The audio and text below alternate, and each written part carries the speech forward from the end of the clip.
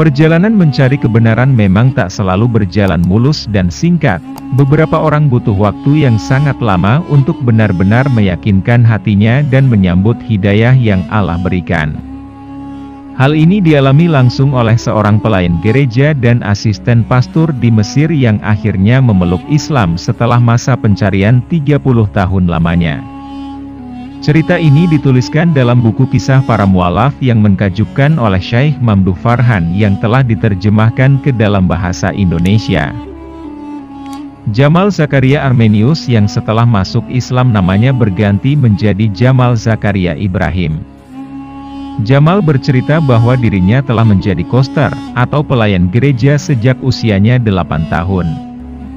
Ia tinggal di rumah pendeta dan membantu urusannya.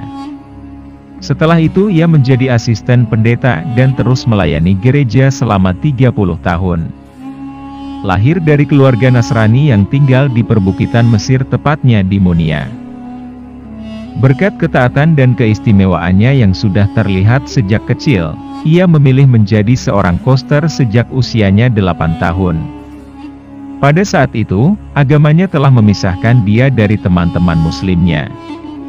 Hal tersebut sebenarnya membuat ia ragu dan terus bertanya dalam diri, mengapa ada pemisahan ini? Ditambah lagi dengan bayang-bayang yang selalu ada dalam benaknya. Melihat anak-anak muslim yang selalu pergi ke masjid untuk sholat Jumat bersama ayahnya, memakai hijab putih bersih dan melepas sendal mereka sebelum masuk ke dalam masjid. Pertanyaan terus tumbuh di pikirannya yang masih kecil saat itu, akan tetapi ia terus merahasiakannya dalam diri tanpa berani melontarkan satu kata pun. Pada suatu hari, ketika Jamal sudah memasuki usia remaja, ia melihat gambar Al-Masih yang tengah disalib dan bertanya pada ayahnya. Apakah dia itu Al-Masih yang sebenarnya? Apakah dia itu adalah Allah sebagaimana yang mereka katakan?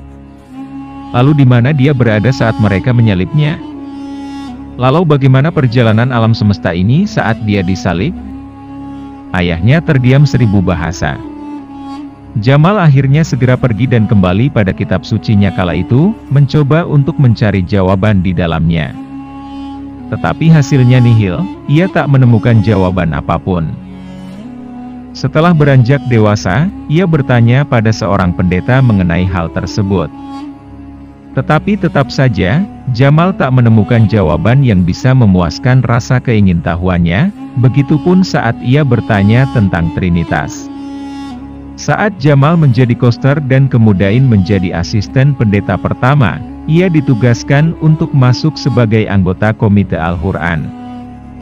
Jamal bertanggung jawab atas segala pertanyaan agama di gereja. Melalui pekerjaannya, Jamal memiliki kesempatan untuk mempelajari Alkitab dengan lebih mendalam, sempurna dan menyeluruh. Sampai akhirnya, ia membongkar 5.000 kesalah dan pertentangan yang ada di dalamnya kemudian ia catat dengan rinci. Setelah menemukan kejanggalan tersebut, Jamal mulai membuka diskusi dengan para pendeta. Metode tersebut terus ia lakukan selama 3 tahun, namun belum juga menemukan jawaban yang bisa membuat hatinya terpuaskan dan tenang. Sampai akhirnya, para pendeta melihat banyak orang-orang sepertinya memeluk Islam. Untuk menghindari hal yang sama terjadi pada Jamal, maka sang pendeta segera memilih Jamal untuk menjadi perwakilan koster secara nasional. Di sana ia mendapatkan tugas baru, yaitu untuk mempelajari isi Al-Quran dan mencari kesalahan di dalamnya. Mencari ayat-ayat yang memiliki tafsir ganda. Hal ini dilakukan untuk bekal mereka berdiskusi dengan umat Islam dan perlahan melunturkan akidah mereka. Selain itu juga untuk mengajarkan anak-anak di gereja bahwa tidak ada satupun yang bisa membongkar pertentangan di dalam agama mereka. Perlahan, Jamal mulai membuka Al-Quran secara acak. Niatnya dipenuhi dengan mencari banyak perkara dan kontradiksi di dalamnya. Namun, tak disangka, ia malah ditunjukkan pada surat Al-An'am yang memiliki arti sangat mulia. Barang siapa yang Allah menghendaki akan memberikan kepadanya petunjuk, niscaya dia melapangkan dadanya untuk memeluk agama Islam. Dan barang siapa yang dikehendaki Allah kesesatannya, niscaya Allah menjadikan dadanya sesak lagi sempit, seolah-olah ia sedang mendaki langit. Begitulah Allah menimpakan siksa kepada orang-orang yang tidak beriman. Quran Surat Al-An'am. Jamal membuka Al-Quran untuk kelima kalinya, dan ayat yang sama pun datang. Maka saat itu ia merasakan ketegangan dan merinding yang sangat hebat. Ayat tersebut benar-benar membuatnya terdiam dan terngiang dengan isi kandungan ayat tersebut. Setelah menjalankan penelitiannya selama sebulan lebih, Jamal akhirnya bertemu dengan uskup. Uskup itu bertanya pada Jamal, kesalahan apa yang telah ia temukan sejauh ini. Maka aku mengambil secari kertas dan menuliskan, aku belum menemukan satu pertentangan pun dalam Al-Quran. Dan di akhir kertas itu aku bubuhkan namaku tanpa menyertakan gelar yang diberikan dari gereja, ujarnya. Jamal pun terus berjalan dalam pencariannya, ia terus membaca buku-buku tentang agama Islam. Bertahun-tahun hidup dalam kecemasan dan kebingungan. Hingga berat badannya turun 18 kg. Namun, di tengah pencariannya, Allah mempertemukan Jamal dengan seseorang ulama Islam yang memberikannya kesempatan untuk berdiskusi dengannya dan membaca buku-buku Islam.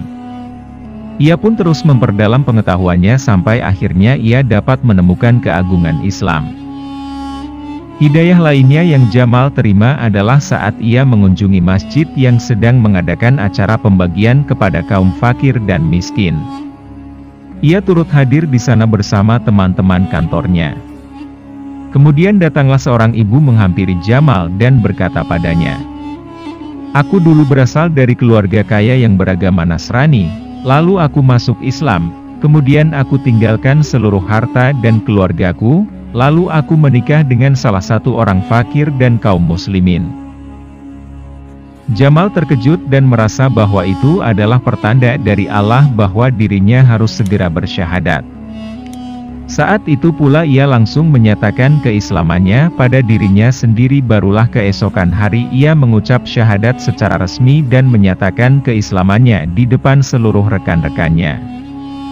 Baginya, Islam adalah agama yang sempurna yang tak ada kekurangan sedikit pun di dalamnya.